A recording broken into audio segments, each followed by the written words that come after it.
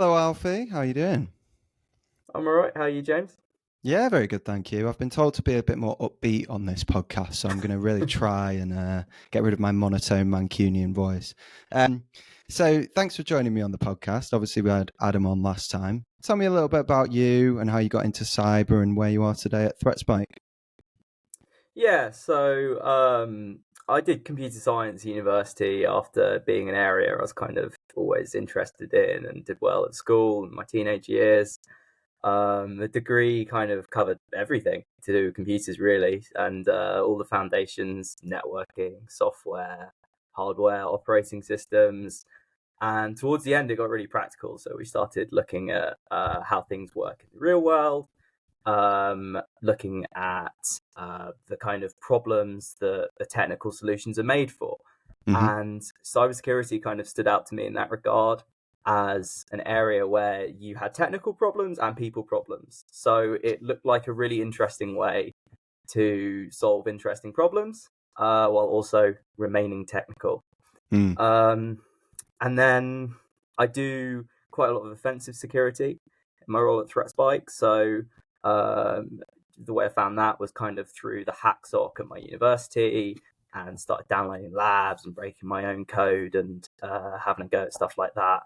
Um, and then when I got around to looking for jobs about a year after all of that, Threat stood out as an option that could kind of give me the best of all worlds. So I get to do red teaming and blue team stuff, SOC, and all sorts of stuff. Yeah, because it can get quite repetitive just doing, say, pen testing or just doing working Yeah. in the SOC. Which side do you prefer more, would you say? I mainly work on the red teaming side. That's what I spend most of my time on. And kind of from day one, it was very, very full on, kind of full stack red teaming, crafting phishing emails, Hmm. phoning people up, wandering around people's offices, sneaking around. Um, but we've also got to make sure that these activities lead to findings and allow us to identify vulnerabilities and demonstrate those, and then work to exploit them, and then work with the client to recommend fixes to them. Um, the SOC is a bit different, so it's kind of more methodical, but it all happens very quickly, and you want to be the voice of calm and reason. Everybody wants to know very very quickly what's happening, and you've got to find the information and serve it to them appropriately. Um, it's more often that people are doing unusual things on their computers rather than cyber attacks, thankfully. Right, yeah. Um, but I honestly feel like in the mornings I kind of decide which one which one I'm going to prefer that day, depending on what mood I'm in. What do you enjoy about working for ThreatSpike specifically?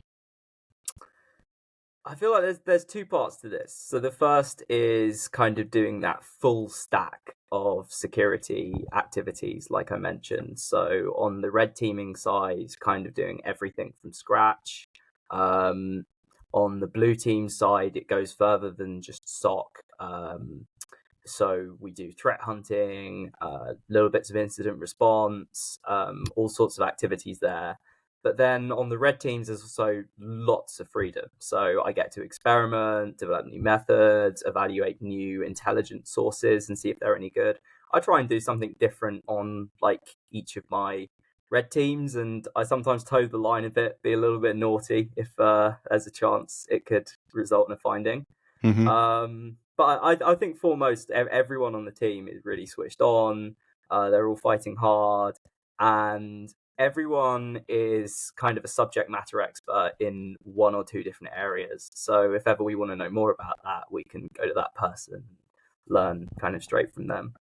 Yeah, there's a guy I know loosely. I used to work with him a while ago who's a salesperson by trade, but he's then moved into the world of doing social engineering. So Yeah. I think that skill set that you have in sales, being intuitive regarding people, is useful when you're then trying to perform an exercise like a social engineering assessment because you can figure out which people you might be able to get past and which people you might not be able to get past. But sounds fun to be fair as well. I've never done it myself. Yeah, we often have to pick kind of like the easiest route, kind of try and find somebody that we think we're going to get through, and unfortunately kind of try and trick them into doing something they shouldn't on their computers, for example. So you've done well to crack into the cybersecurity space. You always see on Reddit people are trying to crack into the space, and they're finding it difficult, particularly nowadays. What's the future hold for you then? Lots more physical pen tests, hopefully. I found a bit of a knack for them, and it seems to be an area where a lot of people have kind of overlooked. It's very easy to go out and search for vendors for like protecting a certain system from certain threats, but then when it comes to people actually coming into an area, it's much harder to manage because everybody's different, everybody's there for a different reason, and kind of everybody has to play their part in securing that. There are just so many applications of offensive security that go far beyond traditional pen testing and phishing simulations. I'm kind of surprised that it's only really the cybersecurity sector that is doing this kind of stress testing. I think it should happen in lots of other sectors as well. But it's really, really important that out of everything we do, it's really deeply understood and people learn from it. So another thing we can do is we can work directly with the other side. So that would be purple teaming, a mix of red and blue. Yeah. And we would make sure that SOCs and our SOC, everybody is able to understand exactly what the threat actors are up to and close all of the gaps in their visibility and make sure that they're able to block similar kind of tactics from happening again. Understood. Sorry. No, that makes sense. And then you've been working on a blog recently, haven't you, for ThreatSpike? Can your intrusion detection system detect an office intruder? So tell me a little bit about that and what you've been working on there. This was born out of the physical pen testing. So it's kind of counterintuitive, but once you've breached that kind of initial border into perhaps somebody's office, for example, it's actually really easy from that point onwards. It's a really relaxed atmosphere. Everybody's welcoming to us. We're offered snacks and coffee. And sometimes we sit in these random people's offices. Well, not random people, but our targets' offices, like a whole day. And we leave and they say bye to us and wave us out. So if you did have somebody sat in your office doing something naughty on their laptop, but they looked the part, they were dressed right, they'd got the dress code, for example, like how would you actually detect that kind of person? And what could you do to stop somebody like that getting into the office to begin with? Yeah, I was speaking with a client in the hospitality/hotel space, and they made a really good point about this side that I hadn't considered, which was it's a job of people who work in hotels and hospitality to serve, right? Yeah. To be helpful. So it makes it increasingly likely that if someone was performing some form of social engineering assessment, that they'd be more likely to get in. Whereas in other sectors, there is more of a culture around resilience and checking things and access controls, etc. Is that your experience as well? Yeah, I mean, we've done a couple of hotels now. ThreatSpike is kind of big in that area. Yeah. So we've had a couple of assessments like that. It's difficult because you're right. A hotel should be a really welcoming kind of open atmosphere rather than a fortress. Nobody would want to pay good money to stay there, right? Yeah. You can't get in your room. Yeah. So we do have to interact with the staff, and we kind of get to know them over a couple of days of testing them or whatever. And yeah, there's a lot we find there's often a lot we can do from inside the room. We just sit there, get comfy, plug our laptops into the network, and there are sometimes findings we can get like that. So when you have that, you've kind of invited somebody into the hotel, and they can just sit in the comfort of their room, hacking the hotel basically. So that could be really challenging to detect. And then once you've detected this activity is going on, you've then actually got to find the person that did it from the room or whatever. Yeah, makes sense.